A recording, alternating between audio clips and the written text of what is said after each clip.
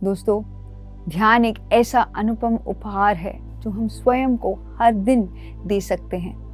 ध्यान एक अद्भुत स्थिति में हमें लेके जाता है जहाँ पर हम एक साक्षी होकर इस विश्व चेतना को अनुभव कर सकते हैं। ध्यान एक ऐसी आसान विधि जो पत्री जी ने हमें दी है, जिसके माध्यम से हम सहनशीलता और असली आध्यात्मिक प्रगति को अनुभव कर सकते हैं। पत्री जी ने ध्यान के 3 बहुत महत्वपूर्ण चरण हमें बताए हैं। ध्यान के तरीके में जब हम अपनी सांसों के साथ एक हो जाते हैं, हमारी सोच विचारों की गति धीमी होने लगती है। जब सोच विचारों की गति धीमी होने लगती है तो एक समय ऐसे आता है जब हमारे शरीर के अंदर बहुत सारी विश्व ऊर्जा प्रवेश करती है, और जब इस शरीर के अंदर सही मात्रा में विश्व ऊर्जा प्रवेश कर हर कण कण में पहुंच जाती है, हमारी तीसरी आंख विस्फुट हो जाती है, यानी कि हमारे आंतरिक इंद्रिय एक्टिवेट हो जाते हैं।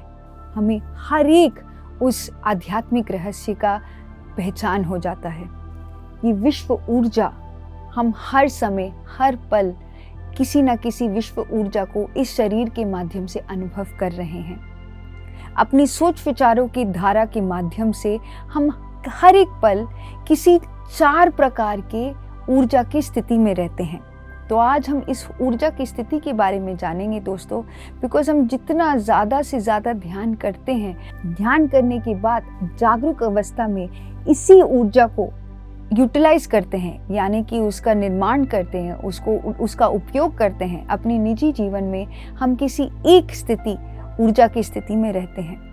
तो हमें बहुत चिंतन करने की आवश्यकता है कि हम किस स्थिति में ज़्यादा से ज़्यादा समय बिताना चाहते हैं।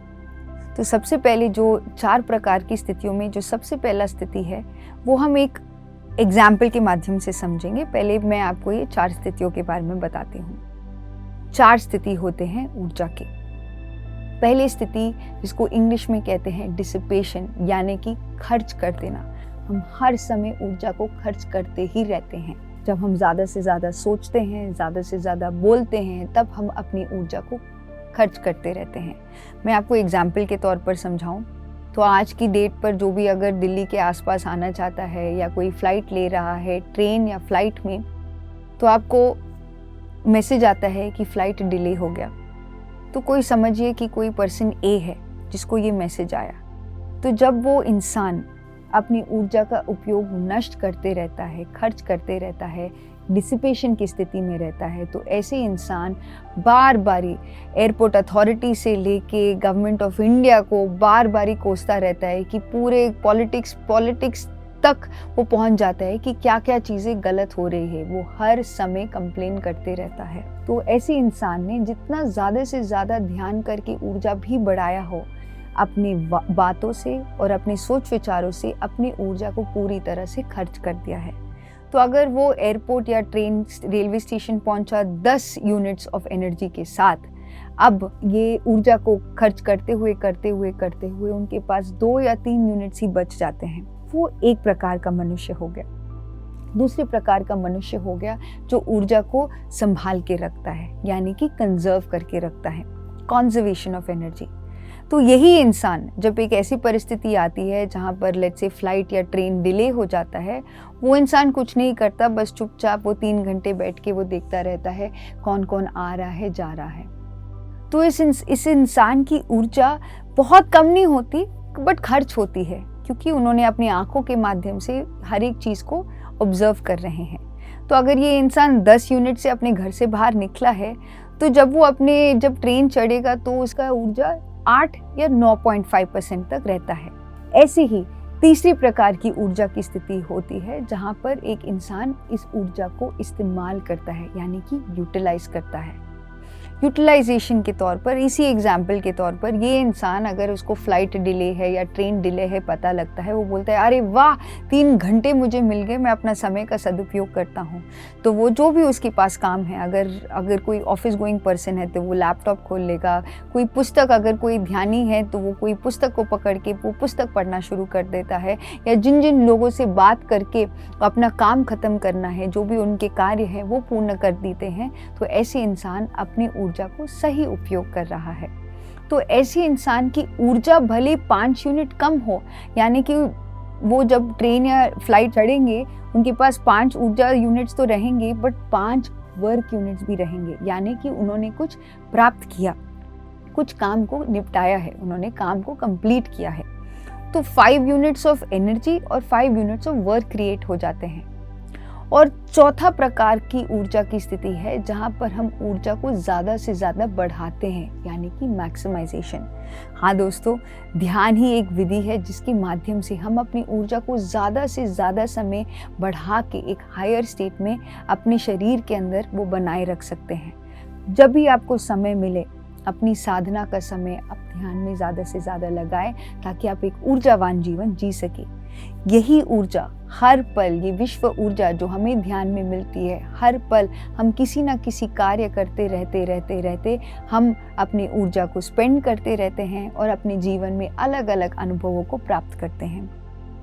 इस ऊर्जा का सही इस्तेमाल करने के लिए, जहाँ पर हम ऊर्जा की कमी, जहाँ पर ऊर्जा को कंजर्व कर रहे हैं और इस्तेमाल कर रहे हैं, किस प्रकार से इस्तेमाल करते हैं, पत्री जी ने हमें एक अद्भुत विचारधारा रखने का एक अद्भुत उपाय बताया है कि 4 प्रकार की विचारधाराएं होती हैं जिसके माध्यम से हम इस ऊर्जा को अपने जीवन में हर एक पल में इस्तेमाल करते रह सकते हैं। पहले प्रकार का विचारधारा जहाँ सबसे ज़्यादा ऊर्जा नष्ट होती है, और वो है एक विनाशी सोच की विचारधारा। एक विनाशी सोच ऐसी सोच होती है जहाँ पर आपने निश्चित कर दिया है अपने मन की दुनिया में कि जो आपके लिए अनुकूल परिस्थिति, जो आप चाहते हैं उस सिचुएशन में, उस परिस्थिति में, वो आपके साथ घटित हो ही नहीं सकती। इसके लिए मैं आपको उदाहरण देना चाहूँगी। ये पत्री जी का बहुत फेवरेट एग्जाम्पल है। वो बताते हैं कि जब पहली बारी एक इंसान ड्राइविंग सीख रहा है या बच्चा साइकिल सीख रहा है, अगर वो अपने साइकिल पे चढ़ते हुए पहली बारी ऐसे कहता है मैं तो ज़रूर गिरूंगा ही गिरूंगा, या गाड़ी चलाते समय वो बोलता है ज़रूर गाड़ी का टक्कर होगा ही होगा, इस विचारधारा को एक विनाशी विचारधारा माना जाता है, क्योंकि आपने अपने मन की दुनिया में पूरी तरह से तय कर दिया है कि विनाशी आउटकम ही, एक विनाशी परिस्थिति ही आपको अनुभव होगा। तो यद भावम तद भवते, जैसे आप सोचो वैसे आपकी जिंदगी। तो इस समय आपकी एक विनाशी सोच की वजह से आपकी ऊर्जा बहुत कम हो जाती है। जहाँ पर आप 10 यूनिट से शुरू करते हो, आपकी 2 यूनिट्स का ही ऊर्जा आपके पास बचे रहता है। तो आप जितना भी ज़्यादा से ज़्यादा ध्यान करें, अगर आप एक विनाशी सोच में ही अभी भी हैं, तो आपकी ऊर्जा जितना भी ध्यान करें वो कम ही रहेगा। दूसरे प्रकार की विचारधारा, उसको कहते हैं नकारात्मक विचारधारा। बहुत सारे लोग समझते हैं कि नहीं मैं तो बहुत सकारात्मक हूँ। तो नकारात्मक विचारधारा का एग्जाम्पल इसी उदाहरण के तौर पर अगर हम समझें, पहली बारी आप गाड़ी चला रहे हैं या आप साइकिल चला रहे हैं और आप कहते हैं कि भगवान आई होप ये किसी को मैं ना मारूं या ना गिरूं तो अच्छा है। हम किस प्रकार के शब्द को, विचारधारा को कह रहे हैं कि आप ये विश्वास नहीं रखते 100% कि जो भी परिस्थिति में जो भी परिणाम निकल के आएगा वो आपके मन के अनुकूल नहीं है, जो आप जो चाहते हैं उसके अनुकूल नहीं है। आप अभी भी कहीं ना कहीं पे ऐसे विश्वास रखते हैं कि कुछ गलत हो सकता है। ये गलत हो सकता है विचारधारा को एक नकारात्मक विचारधारा माना जाता है। बहुत बारी हम समझते हैं कि नहीं ये तो मैं तो बहुत पॉजिटिव हूँ कि अच्छा ही होगा मेरे साथ, ये अच्छा ही होगा मेरे साथ, ये है, ये विश्वासधारा, ये विचारधारा को हम सकारात्मक विचारधारा कहते हैं। लेकिन अगर आप ये समझते हैं कि मेरे साथ अच्छा हो तो अच्छा रहेगा, ये विचारधारा को हम एक नकारात्मक विचारधारा कहेंगे, क्योंकि आप अभी भी विश्वास नहीं करते पूर्ण रूप से कि आपके साथ जो भी होगा सबसे अच्छा ही होगा। तो तीसरे प्रकार का विचारधारा है सकारात्मक विचारधारा, यानी कि पॉजिटिव थिंकिंग। इस प्रकार की विचारधारा में हम समझते हैं कि सब कुछ बिल्कुल अद्भुत तरीके से होगा, सब कुछ बढ़िया होगा। तो मैं आज गाड़ी चलाऊंगी तो बहुत अच्छी तरीके से मैं गाड़ी चलाऊंगी, बहुत आसान से एंजॉय करते हुए इस गाड़ी को चलाऊंगी। इसको एक सकारात्मक विचारधारा कहते हैं दोस्तों। इस प्रकार की विचारधारा में हमारी ऊर्जा यूटिलाइजेशन स्टेज पे रहती है, यानी कि सही इस्तेमाल करने वाली विचारधारा में रहती है। चौथे प्रकार का विचारधारा जो पत्री जी का हमारे लिए इस जीवन में एक वरदान है, और वो है चमत्कारी विचारधारा। एक ध्यानी को हर समय अपनी ऊर्जा को हाई स्थिति में बनाए रखने के लिए एक चमत्कारी विचारधारा में ही रहना चाहिए। और चमत्कारी विचारधारा क्या है? ना केवल हर एक परिस्थिति आपके परिणाम के प्रति अनुकूल है, लेकिन उसके साथ साथ हर जो संकल्प आपने रखा है वो पूर्ण रूप से कंप्लीट होगा ही होगा। इसको पत्री सर संकल्प शक्ति के माध्यम से कहते हैं। जो आप सोचते हो वही परिणाम आपको मिलेगा, एक टारगेट के साथ।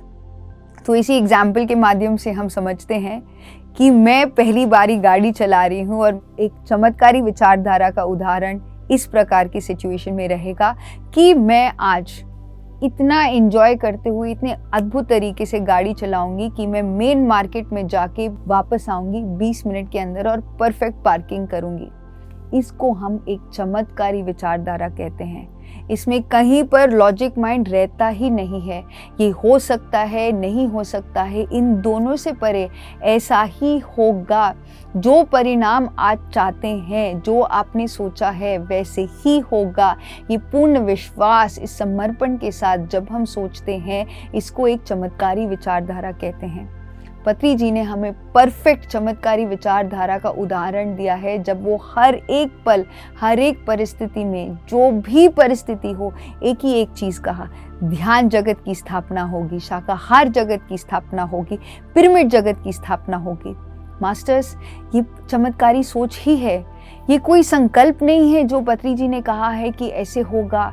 ये निश्चित रूप से ये विश्वास है उनके अंदर कि हर एक दिन ऐसे आएगा कि पूरा प्रपंच ध्यानमय हो जाएगा, हर एक इंसान शाकाहारी होगा, हर एक घर में एक पिरामिड आश्रम रहेगा, एक पिरामिड जगत का निर्माण हम इस सृष्टि पे करेंगे, इस धरती पे करेंगे। चमत्कारी सोच का अद्भुत उदाहरण है हमारे लिए पत्री जी। सही मायने से हम ऊर्जा का सदुपयोग करते हैं जब हम एक चमत्कारी सोच विचारधारा में जीते हैं। एक सोच विचार क्यों हमारे लिए इतना महत्वपूर्ण है?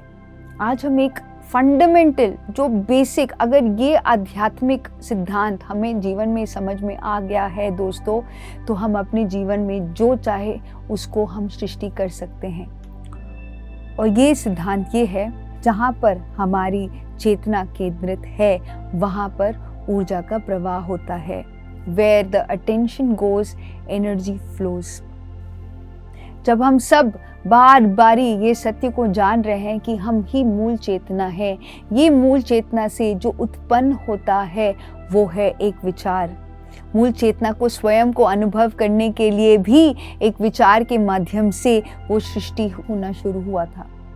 मैं स्वयं को अनुभव करना चाहता हूँ जब ये विचार एक मूल चेतना से जागृत होती है। ये विचारधारा पे जब चेतना ने केंद्रित किया अपनी ऊर्जा, वो ऊर्जा वहाँ पर प्रवाह करने लगी, और इस मूल चेतना ने अपने आप को अनुभव करने के लिए इतने सारे जीवात्मा का निर्माण किया, अपने स्वयं को अनुभव करने के लिए। अपने जीवन के उदाहरण में दोस्तों, हम जो भी चाहते हैं, हम अपने जीवन में अक्सर उस चीज़ पे फोकस करते हैं जो हम नहीं चाहते हैं। मुझे समय मिलता ही नहीं है अपने ध्यान की साधना लगाने के लिए, मैं पुस्तक पढ़ ही नहीं सकती। हम अपनी चेतना किस पॉइंट पे केंद्रित कर रहे हैं, जो हम नहीं कर पा रहे हैं, जो हम नहीं कर सकते, जो नहीं करना चाहते, या जो हमारे परिस्थिति के अनुकूल नहीं है, करंट परिस्थितियों के अनुकूल नहीं है। हमें किस चीज़ पे अपना चेतना केंद्रित करना है? अगर आप बोलोगे कि आपके पास नहीं है, तो उसी जगह पर ऊर्जा प्रवेश हो रहा है, उसी जगह ऊर्जा प्रवाह कर रही है, तो क्या होगा अपने जीवन में? तो और वो समय कम का अनुभव हम करते रहेंगे। वही बात अगर हम करें, मेरे पास भरपूर समय है अपने समय का सदुपयोग करने के लिए, मैं हर एक पुस्तक पढ़ सकती हूँ। ऐसे जब हम अपने विचारधारा को बदलते हैं, बिकॉज ये विचार से उत्पन्न जो चेतना, अब जहाँ पर आप केंद्रित करना शुरू करते हो, जो नहीं, उस पे नहीं आप चेतना फोकस कर रहे हो, आप अपने अटेंशन को उस चीज़ पे फोकस कर रहे हो जो आप चाहते हो, तो ऑटोमेटिकली सृष्टि के नियम के अनुसार वो ऊर्जा वहाँ पर प्रवाह करने लगती है। जहाँ पर हम अपना अटेंशन रखते हैं वहाँ पर ऊर्जा प्रवेश करती रहती है दोस्तों, वहीं पर ऊर्जा प्रवाह करती रहती है।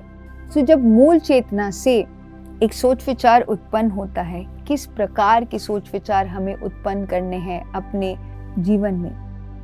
यस, चमत्कारी सोच। इन चमत्कारी सोच पर ही हमें अपनी चेतना को केंद्रित करना है ताकि ज़्यादा से ज़्यादा ऊर्जा उसी दिशा में प्रवेश करे। जब ज़्यादा से ज़्यादा ऊर्जा उस जगह पर प्रवेश करती है तो क्या है दोस्तों, ऑटोमेटिकली क्रिएशन होने लगता है। जो हम चाहते हैं उसी पर ही हमें अपना अटेंशन लगाना है। जो हम नहीं चाहते उस पर अटेंशन लगाने से ऊर्जा वहीं पर जा रही है। ये एक सिंपल आध्यात्मिक सिद्धांत है जो पत्री जी ने इतने अद्भुत सिंपल तरीके से हमें समझाया है। आप अपने जीवन में क्या चाहते हैं? संपत्ति, समृद्धि, संतुष्टि, आत्मज्ञान? आप किस चीज पे अपने जीवन में फोकस कर रहे हैं? जो आपके पास नहीं है, अगर आप उस पे फोकस कर रहे हैं तो आपके जीवन में और अभाव, कमी का अभाव महसूस होते रहेगा। आपके पास वही कमी चीज बार बार आपके जीवन में आते रहेगी। पर अगर आप अपने जीवन में, अपने विचारधाराओं में सिर्फ उसी चीज पे अपनी चेतना को केंद्रित करें जो आप चाहते हैं, तो ऊर्जा वहां प्रवेश करते करते करते वही सृष्टि आपके जीवन में आना शुरू होता है। दोस्तों, इस पूर्णिमा के अवसर पर अपने लिए अब वो संकल्प करिए जो आप अपने जीवन में सही मायने में चाहते हैं। हम जो चाहते हैं वो हम अपने जीवन में पा सकते हैं। मैं खुद का उदाहरण देना चाहती हूँ। मैंने ध्यान करते करते ये अनुभव किया कि मैं अपने जीवन का लक्ष्य, मेरा जीवन का उद्देश्य जानना चाहती हूँ। जब मैंने उस विचार पर चिंतन करना शुरू किया, मैं किस कारणवश मैंने ये जीवन लिया है, मैं किस कारण इस मनुष्य जीवन में पैदा हुई हूँ, मेरा नाम अलेख्या क्यों है, मेरा क्या मकसद है। जब मैंने इस विचारधारा पर अपनी चेतना लगाई तो खुद ब खुद मेरे जीवन में हर एक परिस्थिति के माध्यम से, हर एक सिचुएशन के माध्यम से, हर एक इंसान के माध्यम से वो सृष्टि होने लगी जिससे मुझे मेरे प्रश्नों का उत्तर मिलने लगा कि मैं वास्तविक रूप में क्यों पैदा हुई हूँ। अगर आप भी अपने जीवन में ऐसे संकल्प लेना चाहते हैं जिसमें आप जानना चाहते हैं कि आपके जीवन का लक्ष्य क्या है, आप क्या करना चाहते हैं, तो आप अपनी विचारधारा को चमत्कारी रखें और उस चीज़ पे अपनी ऊर्जा केंद्रित करें जहाँ पर जो चीज़ आप अपने जीवन में सही मायने में चाहते हैं।